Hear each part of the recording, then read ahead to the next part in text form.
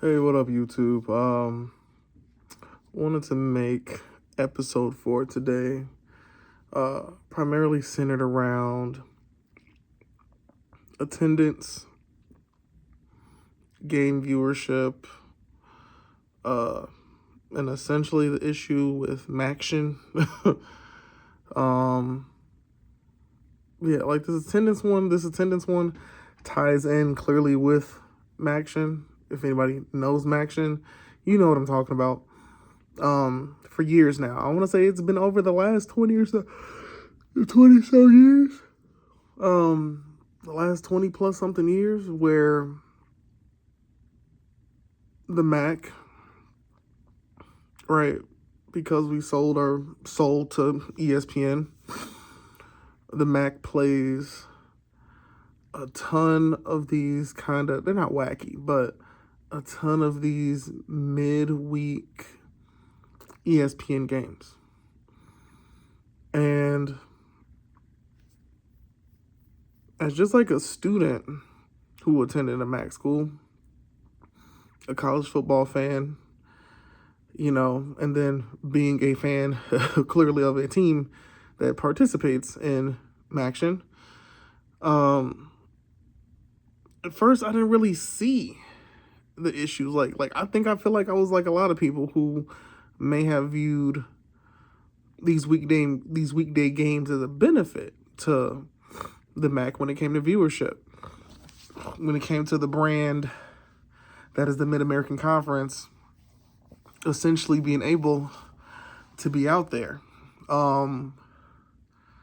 Like I said, when we're talking about a football game that may be randomly on a Tuesday, a Wednesday, I want to say we had some Thursday games as well, but I'm not sure if they've gotten away from those. I don't think so. I'm pretty sure there were some Thursday games last year as well. But like I said, like now when you have a Thursday game, you're essentially competing against the NFL.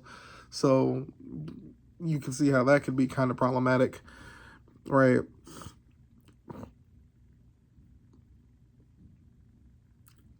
For the last 20 plus years, you've had some outstanding games, especially once you got to like the 2010s, the 20 teens, right? I want to say literally kind of like from like 09, but really like 2010 to 2019, right? You've seen straight up shootouts.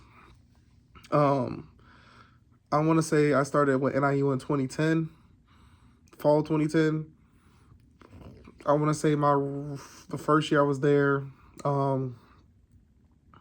Chandler Harnish was still the quarterback at NIU. You had Chad Spann at running back. You had a real solid team, right? I'm trying to remember. I think we made it to the MAC championship that year, but I think we lost it, if I can remember correctly. But even in that season, like I remember just being a really good, truly solid season. I think if I remember correctly, I think that's when it was either that year or the next year, the NIU Toledo game. And like it was like for a couple of seasons, like NIU versus Toledo, it was just a straight shootout. Like it was a straight up shootout. You would have thought it was Big 12. You would have thought it was Big 12 football. And that's not just me saying that because I'm like, oh, well, I want NIU in a Big 12. That's a pipe dream. That's like somewhere in the future, someday NIU could make it there. All right. But the reason why I say it was like Big 12 football is because you're thinking of essentially football games where there's just a lot of offense being scored, most of it primarily through the air.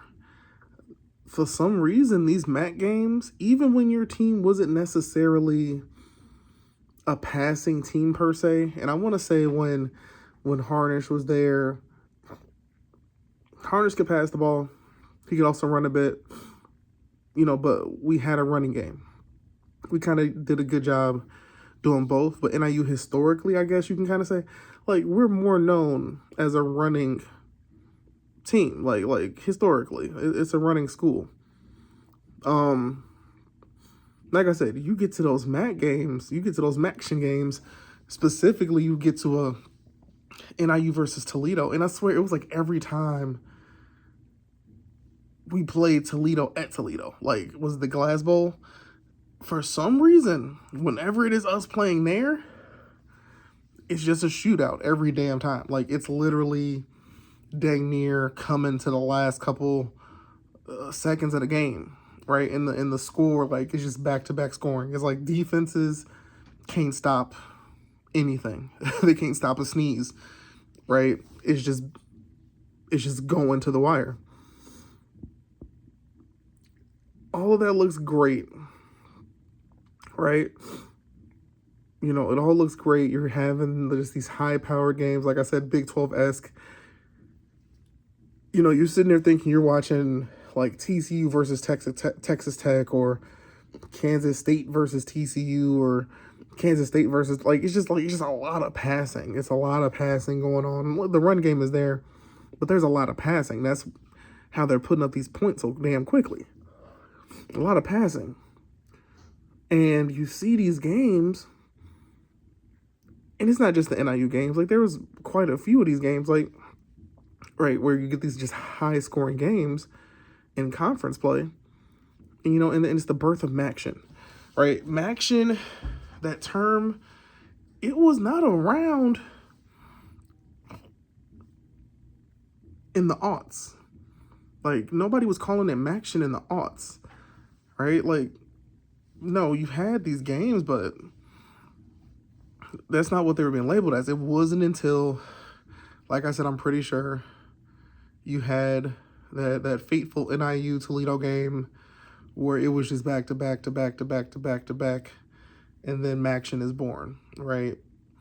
The term is born for just these high-scoring MAC games. Like, you're not gonna have final score 14-3. Like, no, these games were putting up points. What seemed like something great, something fun, something dope. Like I said, you're getting the Max brand out there. In the long run, right, fast forward to now, 2023, 2024, can I say that due to MACtion and the weekday games, and also just college football video games in general, right? Like, so you got video games have a factor, the weekday games, and then, of course, a byproduct of the weekday games is MACtion being born, right? And then, of course, there's also the team's performances in general in those games, but also MAC teams during their non-conference schedule, right, how they're performing. For instance, like I said, NIU being Notre Dame is huge. Like, that's going to go down in, that's historical, right? There's people who now know and will forever know who Northern Illinois is just off of that, right? And that's not the only win NIU has had like that. That's why they, you know, NIU's tradition, these boneyard victories, whenever they beat a power conference school, or they beat an independent school that is considered power conference adjacent, right? So essentially Notre Dame or BYU when they were independent, those count as boneyard victories.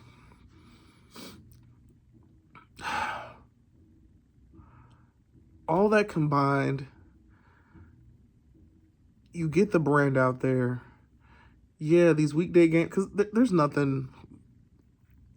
If you're telling me there's a football game on a Tuesday, sure, I'll turn it on. It'll be on in the background. I might know these schools. I probably have no idea who these schools are. I'm just watching, right? Not paying any no real attention. Football game on a Wednesday, same thing. Like I said, Thursday now, we have Thursday night football with the NFL. So that definitely hurts MACtion a bit, I guess you can say. But for the most part, yeah. Tuesday, Wednesday night, the MAC has that. When the rumor, I'll call it a rumor, because we haven't gotten really much more on this just yet. I'll call it a rumor because that's all we can really go with, right? It is believed, it is from multiple different sources, it is said that the Mountain West reached out to the MAC about interest in NIU and Toledo joining the Mountain West. I believe it really happened. To me, it'd be really just odd for a report like that to be out there. And the more you really think about the situation, you'd be like, well, why are they reaching out to them to say they have interest? Why not just give them an offer or whatever? Right? These people, these athletic directors, these conference commissioners, there's a level of professionalism that's there. The reason why, for those who don't understand, the reason why NIU and Toledo haven't been offered anything is primarily because the Mountain West, just like the Pac, they needed an 8th full-time member. They needed an 8th full-time member.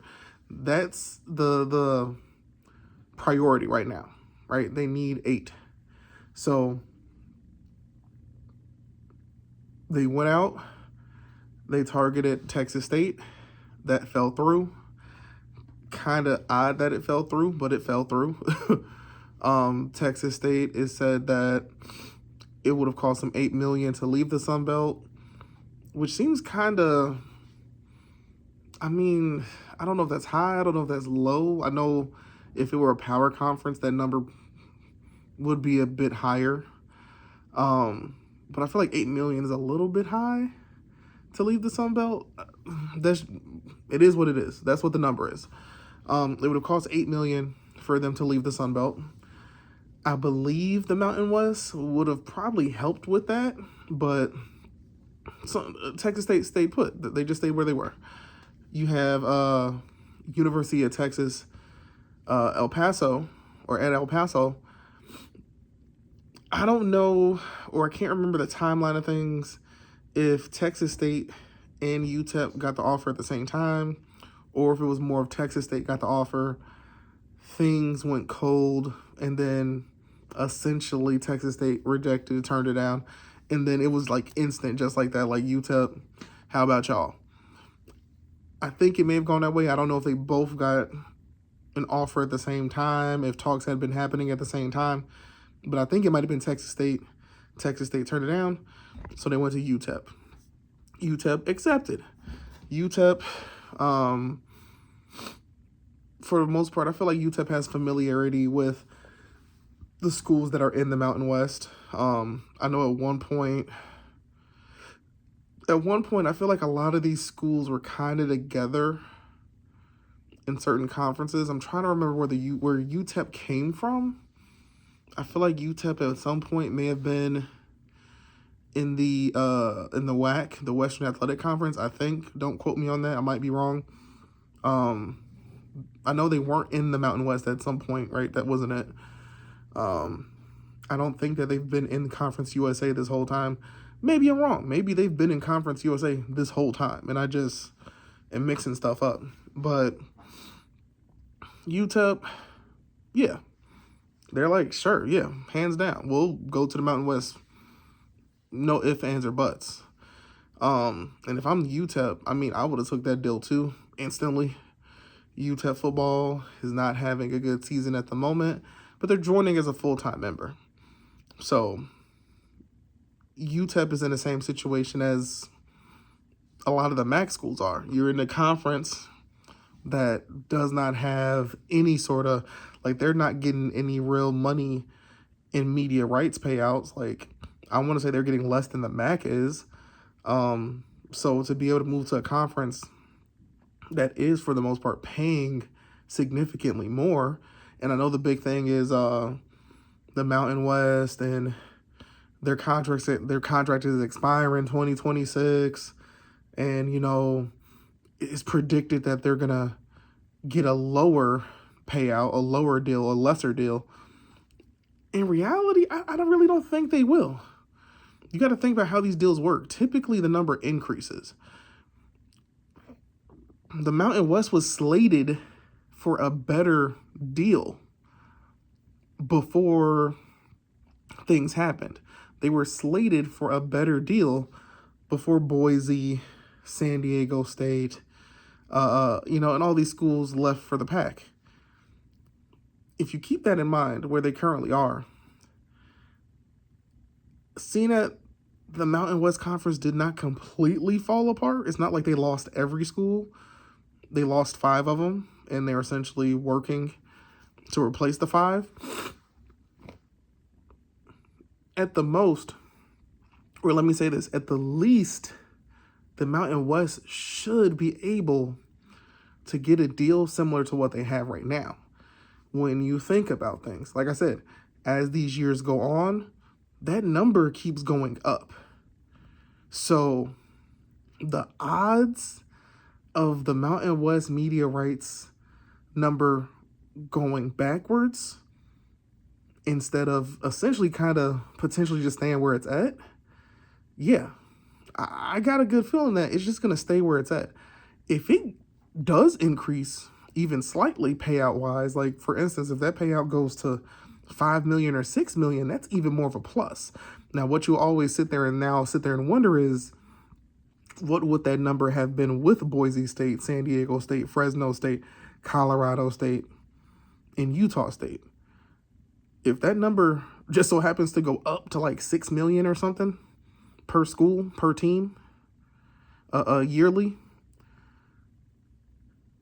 you're going to forever wonder and be like, if they're willing to pay us 6 mil or pay out 6 mil every year for the schools, what would it have been with them? Would it have been 10 mil, 11 mil, 9 mil?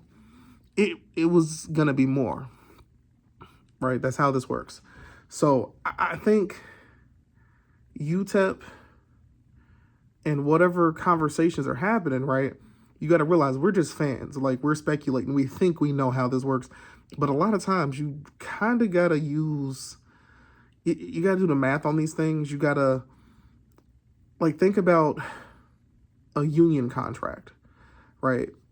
A union contract almost never goes backwards. Typically, it goes forwards, right? If the contract between the teachers of Chicago and Chicago Public Schools, or the teachers of Chicago and the city of Chicago, right? If they've agreed that the teachers will get a 20% increase or whatever percent increase over the life of the contract, right? And it's a 5-year contract. Oh, it's going to increase 4% every year. Like, that's basically what's really going on most of the time, right? For 8, 12, 16, 20. Here's your 20% increase over 5 years. There you go. I would think that these media rights, unless, like I said, unless your conference completely falls apart and you make no worthwhile additions or changes, then yeah, your media rights eval and whatever bargaining that you're trying to do is probably going to fall off a cliff. So yeah, UTEP takes the deal. El Paso, whether people want to believe it or not, El Paso, that's a media market that'll get some viewership. People got to understand, the state of Texas in general, right? I want to say Dallas is the highest rated media market in the state of Texas. But Dallas, Houston, Austin, San Antonio, like all of those major cities, they have pretty nice, strong media markets. El Paso, decent media market. So even though some people might be looking like, why UTEP, like they're not good at football at all, like they're doing horrible, the media market, got to think about it. Also, it gets the Mountain West back into the state of Texas. They haven't had a school in the state of Texas since TCU.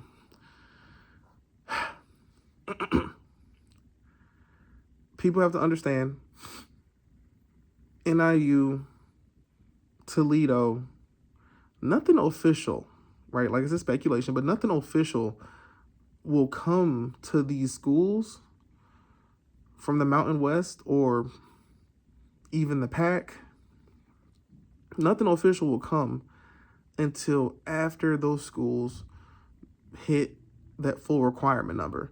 The Pacific Athletic Conference has hit it by adding Gonzaga. In my last video, like I said, I got a strong feeling that's not going to be the only basketball-centered move that the Pac makes. The Pac is making, or they're going a route that we've never seen before, right? They don't have to go and pull in schools that have football teams. They don't have to. Like, it's that simple. They just showed us we can go pull in an all-sports member that doesn't have a football team, and for the most part, it'd be a win. They just did it right in front of our eyes. Like, we see it. Like I said, the Mountain West Conference, on the other hand, if you know what's going on, they brought in UTEP. Texas State didn't happen. I want to say those two were the main primary options of bringing schools in. I think they actually wanted both of them. I think that was the goal. The goal was get Texas State and get UTEP. They kind of are on plan B right now, where it's, well, we couldn't get Texas State, but we got UTEP. Now they're looking and in talks to make Hawaii a full member. For those who don't know, Hawaii has been a football member only. They have not been a full member. So by making Hawaii a full member for all sports, Mountain West is officially at 8. Which then, this is when things will get interesting. Now, Hawaii, the Mountain West will then be able to go after a NIU. We'll be able to go after a Toledo. That's when it'll happen. Technically, the same can be done for the Pac. The Pac, they can go after NIU and Toledo as well. They can go after pretty much any school they really want to see if they'll join. The Pac is in a slightly different situation than Mountain West, because the Pac has no deal at all whatsoever. So they're just trying to load up so they can get the best deal possible. And people got to realize, media markets are how you get that best deal possible, in all honesty. Media markets, branding, all that stuff. If the Pac had added UConn and Memphis, we might be looking at a situation where the Pac might really be able to get a media rights deal that have been nice and beefy, to the point where it's like, do you have to now consider the Pacific Athletic Conference a power conference based on the deal they just landed? Because you get UConn, let's say they got UConn on all sports, or let's say they work out some deal where it's just UConn for basketball and football, right? Let's say they get Memphis for all sports, or Memphis for basketball and football. And it seems like that's what Memphis didn't want. I think the Pac did offer them some sort of deal, and it was like, we don't want that. Even same thing with UConn. UConn was kind of like, we don't want that. Like, you got to start to wonder, what are these deals that the Pac is offering folks that is getting shot down? Whereas you get Gonzaga out of left field. Well, we know what the Gonzaga deal was. It was all sports membership. But what are the deals that the Pac are offering these schools that are on the eastern half of the country that they're like, nah, no interest. Like, man, we don't want no parts of that.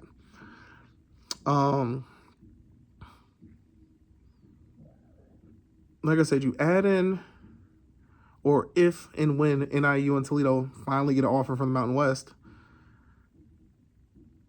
will be dependent on when all the Hawaii stuff goes through.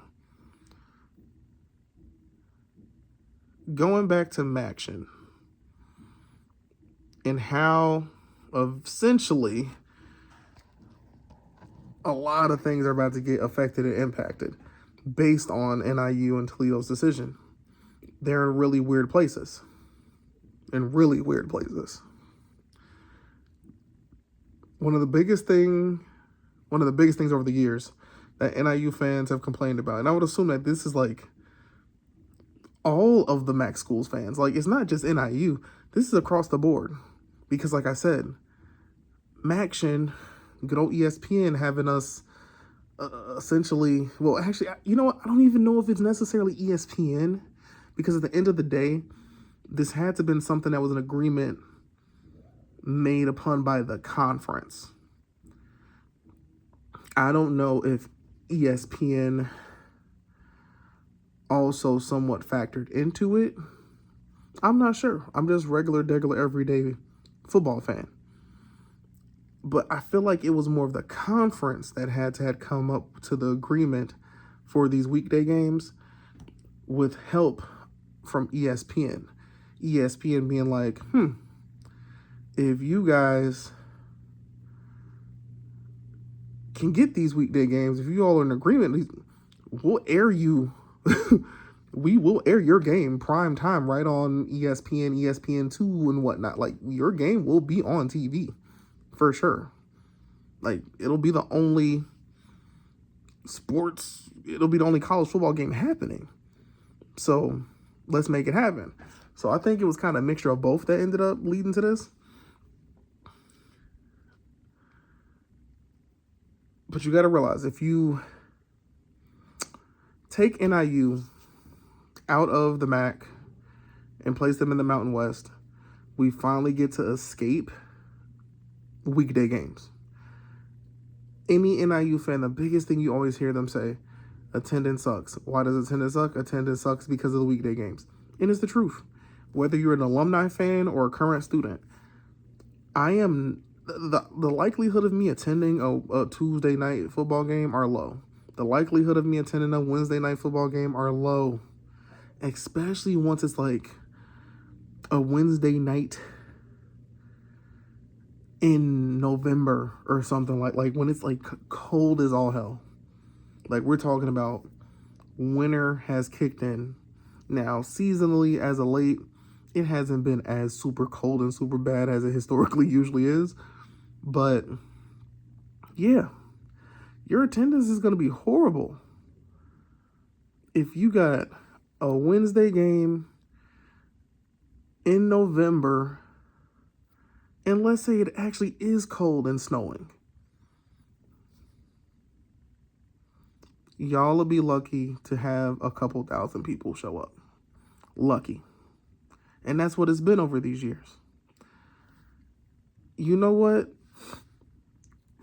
Yeah, maybe I can't escape the cold and snow. I've lived with it my whole life, being from Chicago, born and raised. It is what it is. If you're a Bears fan and you go to a Bears game and it's winter time, you know what it is you're signing up for. It is what it is. Any fan from a state that gets hit with snow seasonally, you know what it is. But you're going to go and support. You're going to dress accordingly. If NIU wasn't playing that game on a Wednesday, I'd probably attend. If that game is on a Saturday, give me that Saturday noon slot, and I'm going to go to the game. Yes, it's going to be cold as all hell, but I'll go to that game. Moving NIU from the MAC to the Mountain West, you finally get rid of those games. The earliest I've seen a MAC game during 7-day week, not the MAC, Mountain West, they only do Fridays. They do Friday night games and Saturday. Friday night and Saturday. Friday night and Saturday. Where do their games air? They have a deal with Fox. I want to say they also have a deal with CBS, I believe. And then they also have a deal with TNT. So their TNT deal, I want to say currently, their TNT deal has their games airing on True TV, right? Little random, whatever channel. I'm not 1,000% sure if that's a straight up local channel. I'm not sure if you have to have a cable package to get that. I mean, if that ends up being a local channel, then that's actually pretty dope. I just never really truly checked. I haven't really truly checked to see if True TV is considered something local or not, you know? But they air in a few different places. It would not necessarily be that same situation of your game is on ESPN Plus. No, we might actually see NIU games just on regular TV. Finally, right? NIU in-conference games on regular TV. Non-conference games on regular TV on a Saturday for the whole season, right? We might get that Friday night game, but it'll be a Friday night game. At that point, you're in weekend mode. I can go out to DeKalb on a Friday night in late October, early November, whatever, right? That's fine. We can do that. I can do that. It's the weekday games and how they've been killing the conference for a long time.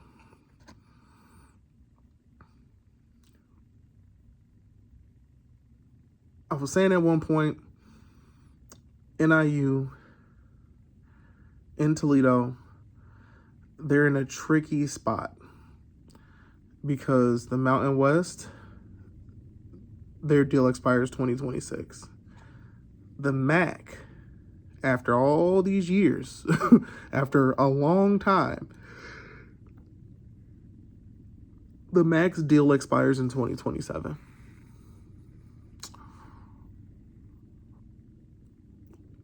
I can say, here's the positive about MACtion. Here's a positive about the weekday games. When it comes to television viewership, I'm sure the numbers actually aren't that bad. The game attendance is what's bad. And that's what hurts your school. To me personally, that's what hurts your school in the long run. When it comes to building that fan base, when it comes to, you know, actually wanting to make put together a resume to be like, Big 12, this is why you should add us. Yeah, Big 12 ain't gonna add us when your average attendance is like 6,000 people. It's not gonna happen.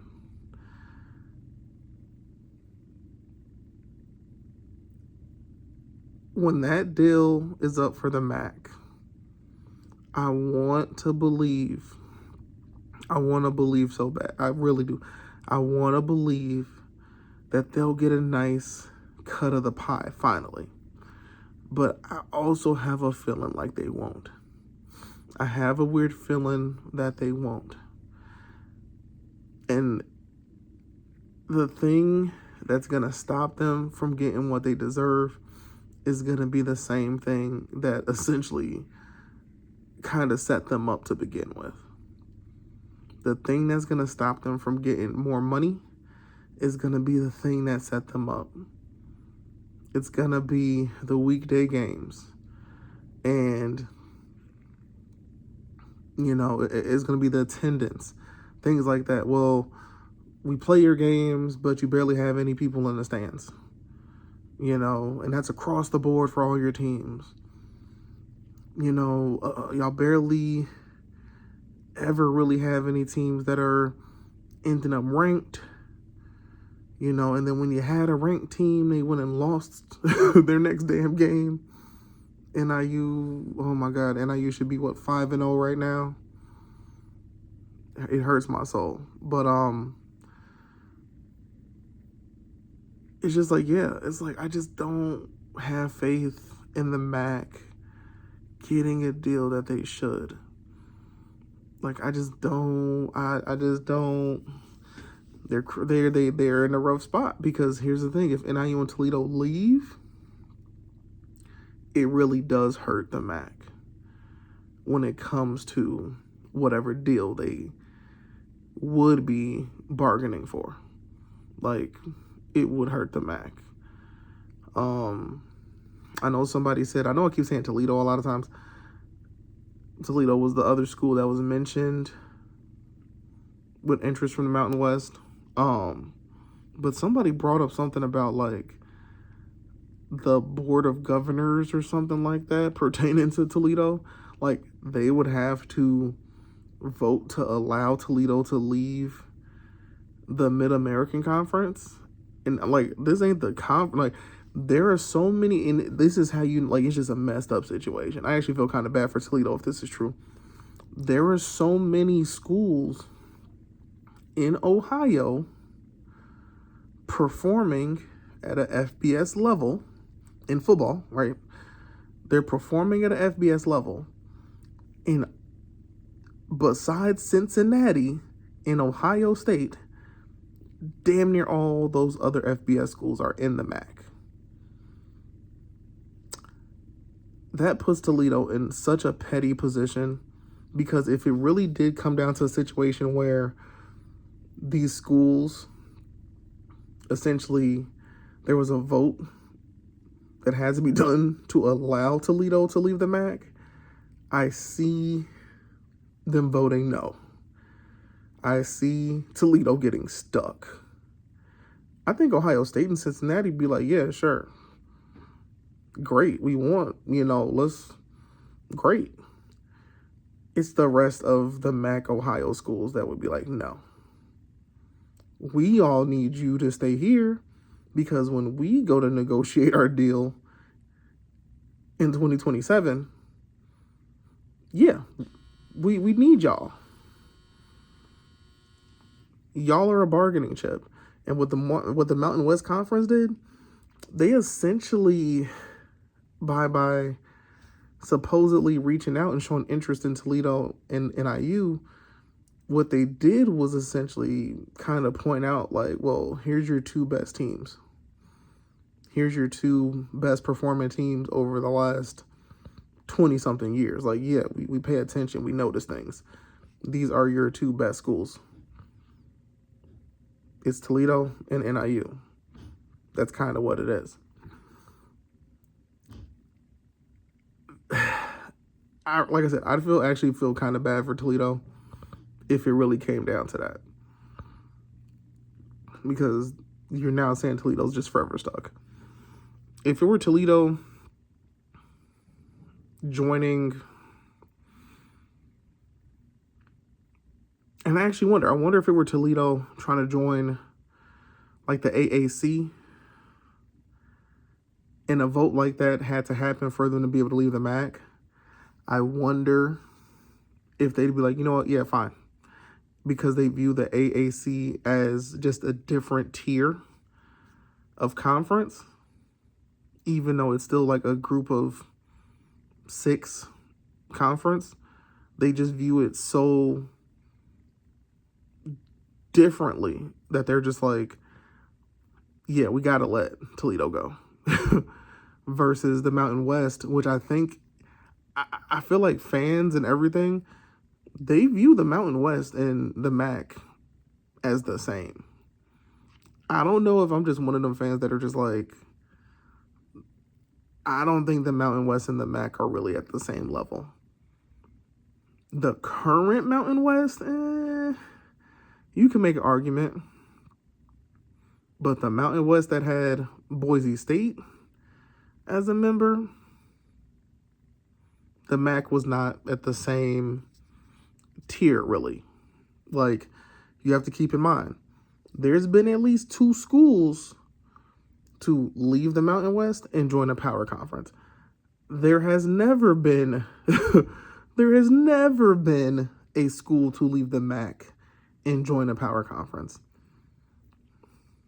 It just don't happen.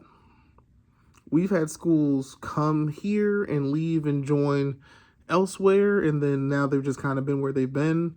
I know Marshall was in the MAC for a short time. I think UCF was in the, if I remember correctly, UCF was in the MAC at some point, but that was definitely a temporary thing. Temple, that was most recently. Temple's in the AAC. And it's like, if Temple ever truly got like legit, solid, good at football, Temple would probably be in the ACC. Or maybe even the Big 12. Probably ACC, though. Probably the better fit. But there's been no school to leave the MAC and join the Big 12, which further confirms the pipe dream of NIU ever leaving the MAC and joining the Big 12. NIU would have to be so good, like just so strong of athletics department, or just so good, like our football team would just have to be so dominant. Like that would have been the only way. And then even then, it probably would have been a football only invite, which NIU probably would have accepted with zero hesitation. But that would have been the only way. Like NIU would have had to win back to back. Just like we would just have to be purely just flat out dominating the MAC every year for years on end, ranked for multiple years to get that offer from the Big 12. But if NIU had been in the Mountain West, let's say 5-10 years ago, and had been still performing the way that we saw NIU perform 10-15 years ago, there's a decent chance, very decent chance, that NIU may have actually gotten an invite to the Big 12 by now. If Utah was invited to the Pacific Athletic Conference, and I can't remember the year exactly when that happened, but if Utah was invited to the Pacific Athletic Conference, then you can't tell me that NIU could not have made the Big 12. If NIU had been there around that same time that Utah is there, and let's say Utah and NIU and Boise State, right? Just every year, you just got these three teams that are just dominating, right? And the conference is literally coming down to those three. Like every year, it's coming down to Boise State, Utah, or NIU. Who's it going to be that's going to win the conference? And even if you end up being a team that doesn't win the conference, your team is so damn good that, you know, you're still sneaking into top 25, top 20, you know, between 20 and 25 on the national rankings. NIU would have been in the Big 12 by now. These are the facts. Attendance has been hurt by MACtion. It is very straightforward. Weekday games hurt your school when it comes to that attendance. And the thing is, at the end of the day, the media rights deals that were agreed upon, who knows how much money ESPN may have really made in these past 20 years. I would say that ESPN's made a lot of money. But the thing is, ESPN ain't paying the MAC. ESPN is paying the American Athletic Conference. ESPN is paying the Big 12. There's two conferences that they're paying. One of them is a power conference. One of them is considered the best group of 5 conference. That's who ESPN has been bankrolling.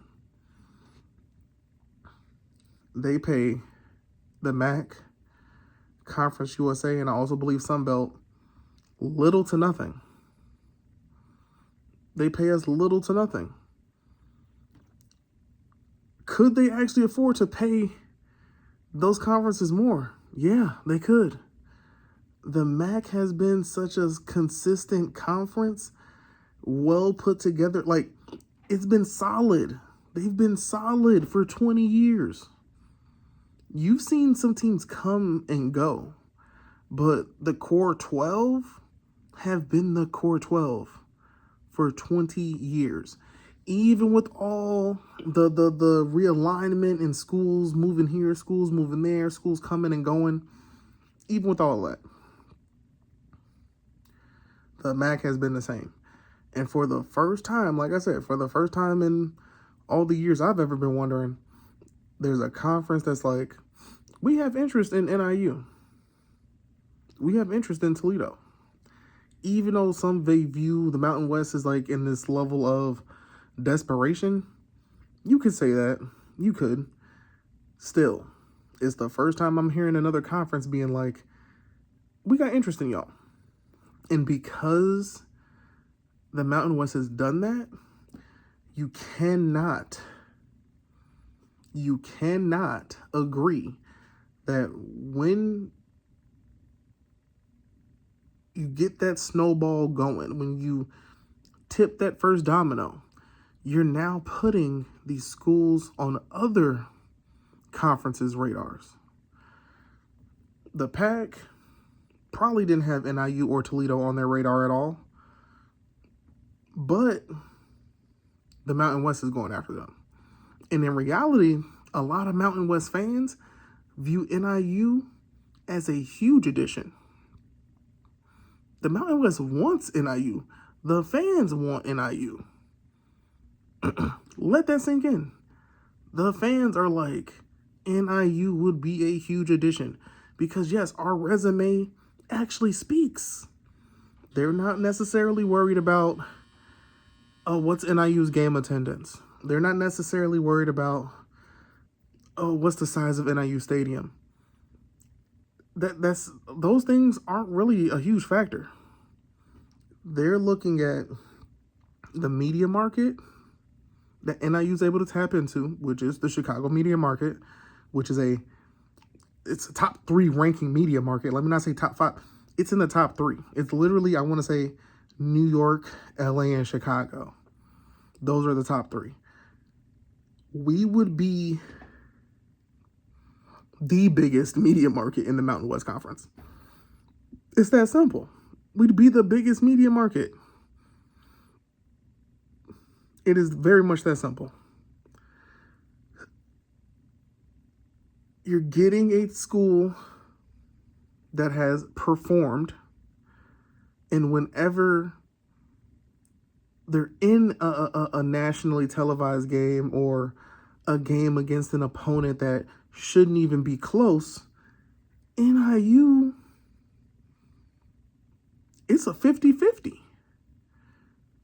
NIU can walk out of there with a win any given week. And we've seen it year after year after year. Like I said, anybody will honestly agree with you. If you look at the last 5, NIU should be 5-0 right now. NIU should be 5-0, hands down. You beat Western Illinois, beat the hell out of them. You should have. Western Illinois hadn't won a game in who knows how long. So you beat the hell out of them like you're supposed to. And then you beat Notre Dame. And there's people that can be like, that was a fluke, that was this, that was that, da-da-da-da. No. What you really saw was NIU's defense is actually that good. Like, it is a very solid, stout defense that if you make a mistake, they will capitalize. And they make very few mistakes themselves. Mistakes are going to happen. I'm not saying our defense is perfect. Mistakes will happen. But what you saw was very good NIU defense. Hands down. NIU offense, on the other hand, you saw our star player, who everybody had the scouting report on. It was like, you need to stop Ontario Brown. It's that simple. They didn't stop him. NIU could have put up a few touchdowns. They should have put up a few touchdowns in that game. We could have had not just a game that came down to a field goal. NIU could have convincingly beat Notre Dame. They could have. If you watch that game, there's a few opportunities we missed. We win that game regardless. We're ranked. We get a bye week. A lot of people are like, that's the biggest mistake. And it's like, a lot of that's kind of superstition. It is what, but it's like, this is when you really started to hear a lot of this conference realignment, expansion, all of this stuff is going. So NIU is coming off the biggest win in conference history, the biggest win in school history. They're just a life-altering win. Simple as that. And then they shit the bed by not beating, once again, a team that shouldn't even have been close. I'm going to be straight up. Buffalo should not have been able to beat us. Buffalo statistically did not beat us. Like, it's infuriating. Because what you began to notice was this. The Notre Dame game, NIU, clearly super solid defense. The offense, like I said, there's opportunities we didn't capitalize on. In reality, what that should have really been was, can our offense capitalize on these things? So instead of it being like, oh, our offense is good, we just missed some opportunities, what we didn't realize as fans watching the game was our offense is still figuring some things out. More specifically with the pass game. We play Buffalo. Fans are there.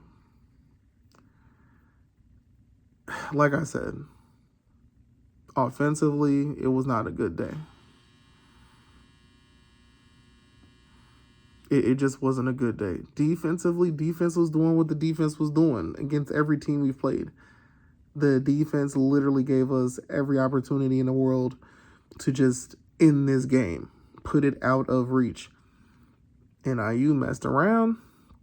They messed around, let Buffalo come back. We go to OT, lost the game. That national ranking, gone instantly. Like, gone. So that hurt a lot. Next week after that, we got NC State. It's like, okay, let's bounce back. Let's be the NC State team that, in all honesty, we can beat. I don't know what it was, but it was like, it became glaringly obvious that if you put any sort of pressure on our quarterback, things just fall apart. They just did. That was truly the definition of we beat ourselves. We beat ourselves. Like, once again, statistically, NIU won that game. If you look at the stats, NIU won the game.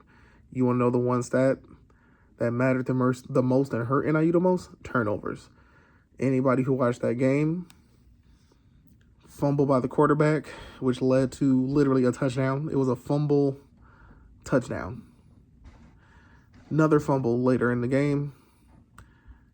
NC State gets world's greatest field position. They score again. Even then, the game came down to the last drive. Because NIU's defense is that damn good, and they're gonna give you a chance. They're gonna give you a chance every game. Like, the defense has been, that's all you can ask for. Great defense. We get to UMass, and it's like for a hot minute, first half of the game was a scare. It was a scare because it was like, why is UMass beating us? UMass is not a good team. This game should not be close. And then what you've learned and realized is just something about our passing game. It just ain't clicking the way it needs to. It's not, it ain't working. It's something about the offensive identity. It wasn't working. They were trying to figure out whatever they're trying to figure out. It ain't working. I'm assuming Coach Hammock, it has been Coach Hammock, finally put his foot down and was like, you know what we're about to do? We're not throwing the ball anymore. We're going to go back to what we know this team is good at. We're just going to run the ball the rest of the game. Literally ran the ball the rest of the game, blew the door open. Beat UMass the way you're supposed to beat UMass. Simple as that. Simple as that. Purely second half of the game was all run. Star running back out. He's hurt. Second half of the game. Like, he's out of the game. We were on our second and third string guy. And they just ran all over UMass. NIU has a good football team. They always have a good football team. Most of the time, the way NIU loses a game is self-inflicted injuries. We're shooting ourselves in the foot. Most of the time, that is how NIU loses games. It's usually a mistake on our end. That if that mistake doesn't happen, NIU wins the game. The fact or statistic that was pointed out during the NIU-UMass game, NIU has been in the most games with a final score that was decided by a touchdown or less. That is not, to me, that is not a statistic that you should be proud of at all. You shouldn't be proud of it. That means you have too many games that are going down to the wire. You have too many games where it's like, okay, maybe NIU was winning and then they let the other team come back. From me viewing as a fan, I feel like that's what it is. I've seen more games where NIU was winning and the other team crept and caught up than I have seen NIU was behind and then NIU came back and won. I'm not saying we don't have those games. Of course, they exist in history. But there's a lot of games that are closer than they should be when it comes to NIU football. But they win. They find a way to win. They do. They find a way to win.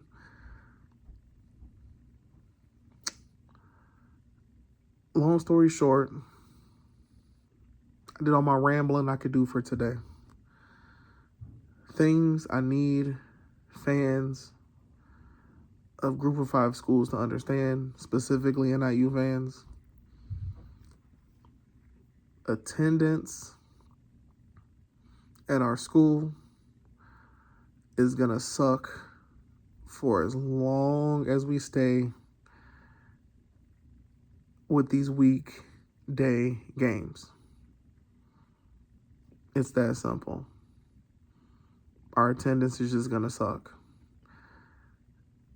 If one of the requirements from a power conference is you need an average attendance of da-da-da-da-da, yeah, we'll never get in.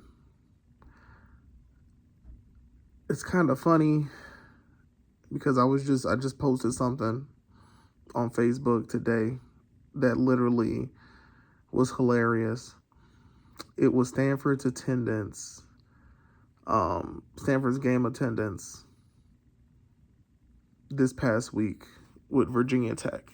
Stanford was at home. Virginia Tech was the away team. I didn't know attendance could look as poor as it did. Like, it looked really bad at Stanford in a power conference. And I get it. You may not get the away fans traveling all the way from Virginia to Palo Alto. That's understandable. But it don't seem like the home team fans were there either. And there's just a picture that's circulating showing halftime and the seats barely having anybody in them. In reality, there were more people at that game than the picture shows, but it wasn't that much more from what a lot of people are saying. They were like, it was really hot. It was halftime. A lot of people were, trying to get some shade in the concourse, which makes sense. But, yeah. I don't know if that's like a positive sign that attendance shouldn't matter that much. But that's the thing. Like, you can't develop that point of view until you make it to that to the promised land. Like, you can't do that until you make it, right? Stanford has more money than most schools might ever see. So who's gonna be like, yeah, Stanford, you're getting kicked out the conference? Like, it's not gonna happen. It is Stanford University. So as much as I can sit here and try to laugh about their game attendance and and their football team not being good at the moment and yada yada yada, it's Stanford University. There are people who strive for perfection, whose like one life goal is to get into Stanford, right? I don't think you have anybody sadly doing that for NIU. Like, nobody's like, I need a 5.0 GPA to get into NIU, right? I'm gonna go to my life goal is to be one of the top surgeons in the world, but my first stop is gonna be at NIU. Sadly, no. But still, like, it's just funny to me that it's like, we talk about attendance, and we want that attendance, and it's just like, here's Stanford with barely anybody there, and at the end of the day, they're gonna get a nice payout from the ACC because they're a member. That's just how it works. They're a member of the conference. They're going to get millions of dollars for being a member of the conference because they're in a power conference. That's how it works. Stanford wasn't going to go to the Mountain West. Cal wasn't going to go to the Mountain West. People have to understand none of those schools were going to go to the Mountain West, even when it was just Oregon State and Washington State left. Because they understand the value in their brand. When you understand the value in your brand, whether that be your school as an individual or your conference as a whole, you move differently. I just don't think the MAC, like we haven't pushed as hard as we should have to get more for the value of our brand, because the value of our brand is the blue collar, everyday, hardworking American family. We're the conference that is stuck together, right? We don't got schools running around left and right, right? We've seen the Conference USA be scavenged. You've seen the AAC be scavenged. The only reason the AAC is able to rebuild the way they are is because they got ESPN money. If the AAC did not have the deal they had for their media rights, the AAC would be in a lot of trouble. Simple as that. They would be in a lot of trouble. But it's easy for the AAC to rebuild when they're like, yeah, we can give you $7 million a year for being in the AAC. Who's going to turn it down? If NIU gets a call from the AAC, NIU's in the AAC tomorrow. Simple as that. They have the money and they have the deal. The MAC, I don't know. It's going to be it's going to get real interesting. It's about to get real interesting when it comes to what's going to go down between the Mountain West, what's going to go down between the PAC, what's going to end up happening to the AAC, what could actually end up happening to the Big 12 as well. Because, like I said, the PAC is taking a very different route to building up their media valuation. And I think it's going to work more than people realize.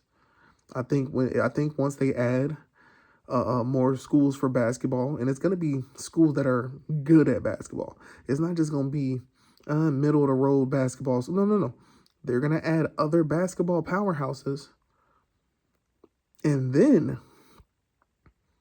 once they get the evaluation, and the evaluation is like, y'all could potentially strike a deal that based on 14 schools, 16 schools, however many schools, if you have these specific schools, here's what the payout will be.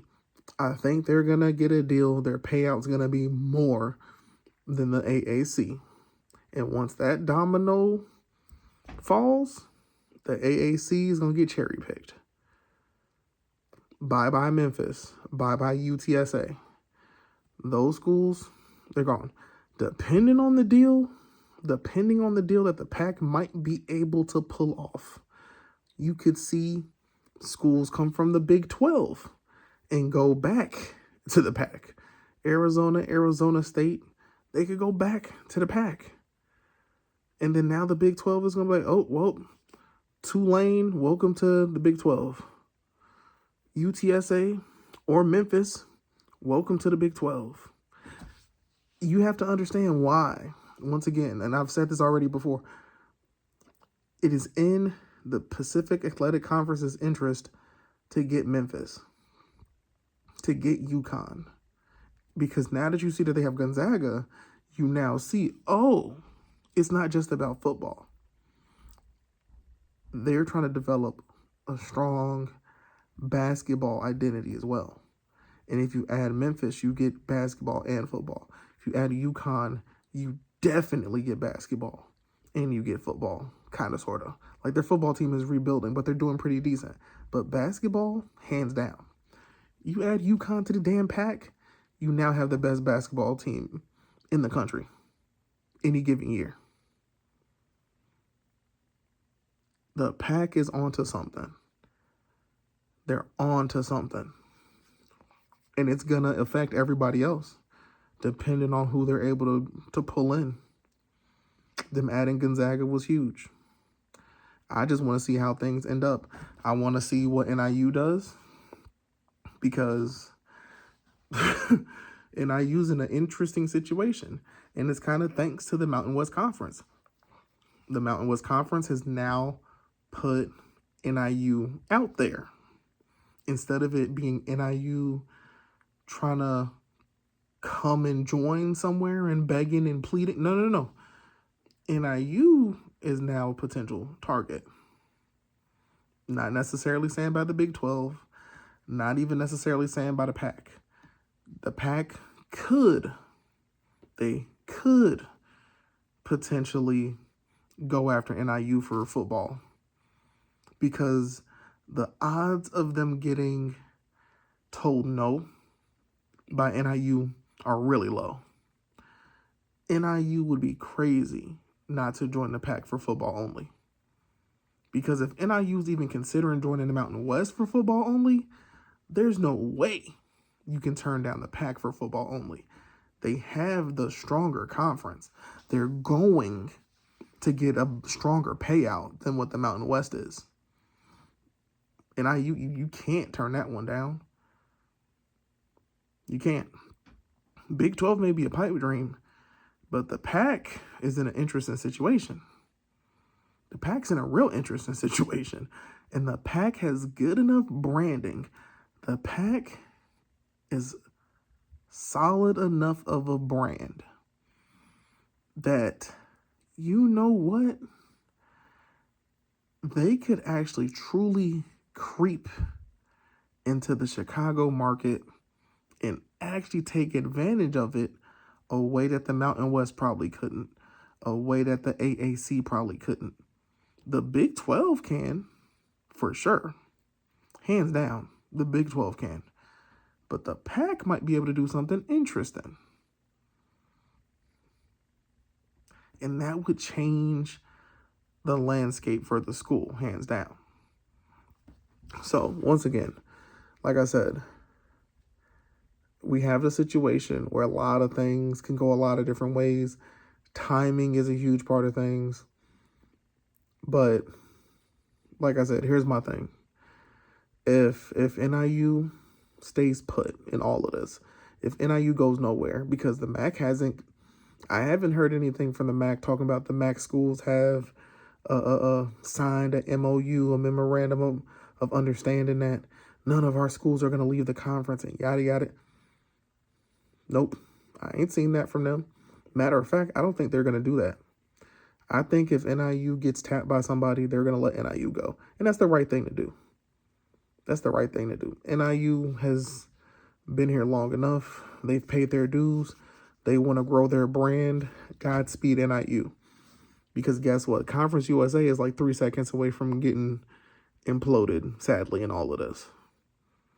Sadly. NIU, or the MAC, has literally 2 targets that would fit perfectly in their conference. Middle Tennessee and Western Kentucky. Western Kentucky would be almost a direct replacement for NIU when you think about it. So the MAC probably already has contingency plans in place. If NIU leaves, if Toledo leaves, if they both leave, they're like, okay, let's push Western Kentucky, Middle Tennessee. Come on, join the MAC. We're working on a new deal, or by that time, maybe they have a new media deal. It should be more than what the Conference USA would have coming in. And like I said, the Conference USA they're in a rough spot, in a real rough spot. So attendance, man, attendance. I don't know. I feel like we're just in a weird place when it comes to attendance. It matters. It don't matter. It's all sorts of different things. But what I will say is we've done this science experiment for the last 20 years of these weekday games and things like that. They need to stop. Because what we can say is the weekday games have killed game attendance. It's that simple. Those two things. It's a direct correlation. The weekday games have killed game attendance. And what was the payoff for it? A whole lot of nothing. Because ESPN ain't paid y'all what they could have and should have been paying y'all. If ESPN can pay the AAC, if they can get their schools a $6 million something payout every year, and they can get these Big 12 schools like a $25 million something payout every year, which was actually more than that until they added all these PAC schools, you can't tell me ESPN could not have at least gotten the MAC schools a $2 million, $3 million something payout. They could have done that a long time ago. They just didn't care enough to do so. So, money talks.